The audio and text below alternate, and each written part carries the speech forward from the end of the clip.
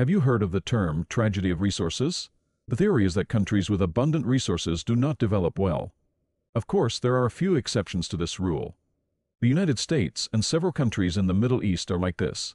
America is a country founded on blessed land, with vast amounts of land for agriculture. All resources, including gold and minerals, can be supplied in one country. Alaska, which was purchased from Russia, is producing oil, and of course we made huge profits. Even when there was a shale gas crisis and Venezuela and other countries went bankrupt. Venezuela is a country that is very dependent on oil money. Shale gas was imported into the United States, was discovered in at this level. Even in games, people call it a cheating. Additionally, the United States is a country of immigrants, the land of opportunity, the American dream. I've never seen a more powerful marketing statement than this. Currently, half of the world's AI-related developers are Chinese. However, the place where they work is the United States. Talented people from countries such as India, Korea, and China, which have technological capabilities, but are less willing to pay than the United States, have headed to Silicon Valley, in the United States, and are still heading there. New York is the world's leading stock market, and technology is being developed in Silicon Valley, where world-class geniuses gather. Meanwhile, with all the resources, America is a special country. Then exceptional case of tragedy of resources. There are other countries that have nothing to do with the resource tragedy. These are several countries in the Middle East. Net profit of Saudi state-owned company Aramco alone is approximately $150 billion. It is equivalent to the annual government budget of most countries.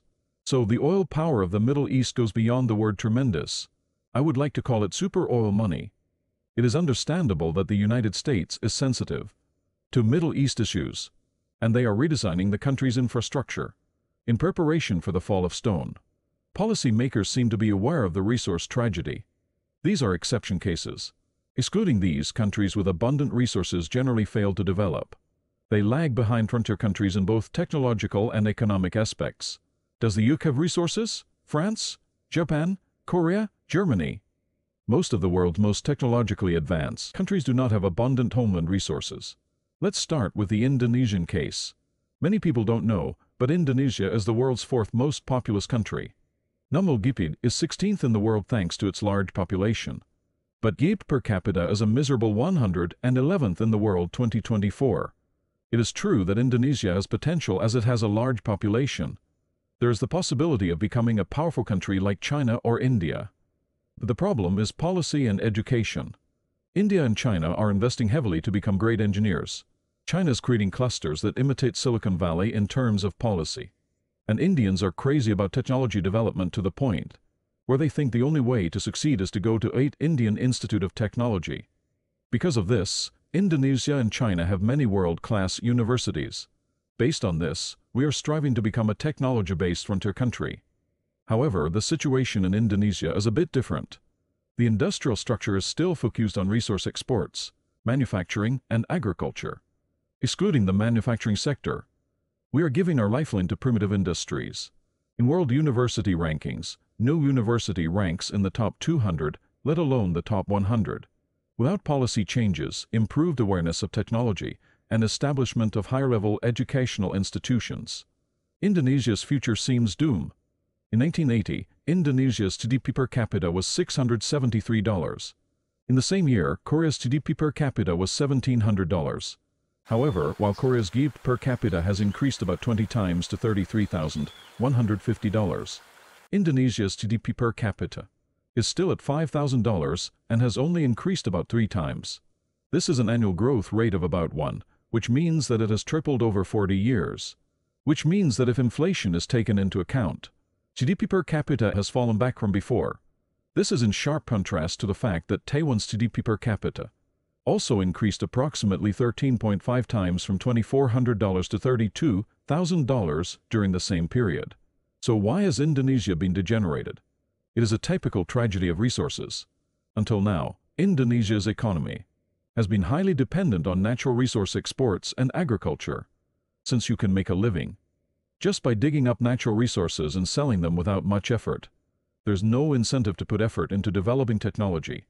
How much resources does Indonesia have? Indonesia is the world's largest nickel producer, the world's largest palm oil producer, the world's second largest rubber producer, after Thailand, and the world's third or fourth largest coffee producer after Brazil and Vietnam. It is also a significant energy exporter, including coal, oil, and natural gas. It is also a major exporter of various spices from pre-modern times to today. Isn't it amazing? This is why they did not feel the need to laboriously develop technology. As a result, there is a tendency to rely on resources to run the economy. Additionally, this dependence hinders economic diversification and creates an economic structure vulnerable to fluctuations in resource prices. Without technological development, productivity ultimately declines. To prepare for the future, the money from selling resources must be used to invest in building technological infrastructure. If technological infrastructure is not established, the efficiency of resources decreases, and the relative value of resources gradually decreases, as high-value-added industries are handed over to other countries. The richer the resources, the higher the dependence on resources. Therefore, establishing policies on technology is neglected. This makes sustainable development impossible. These days, Bali may be more famous than Indonesia. Even people who have heard of Bali seem to have no idea that Bali is one of the Indonesian islands. This situation is not good either. Relying on tourism is no different from relying on natural resources. The natural environment is also a natural resource, isn't it? When I traveled to Bali, I had many opportunities to have to understand locals. Most Balinese people said they were quite satisfied with their lives. Their daily routine consists of sitting all day looking at the ocean, offering beer to tourists when they come, and teaching them how to surf for about $5. I have no right to judge an individual's right of pursuit of happiness.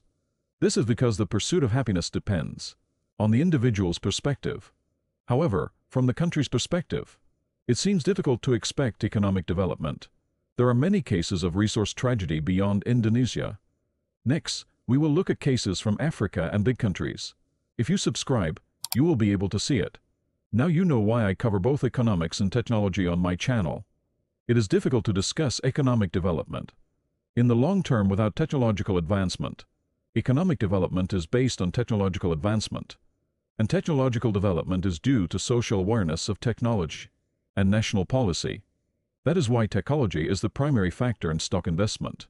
Being smart on technology allows you being rich. The first rule of channel is subscribe channel. Second rule of channel is click like. This channel will make you smart.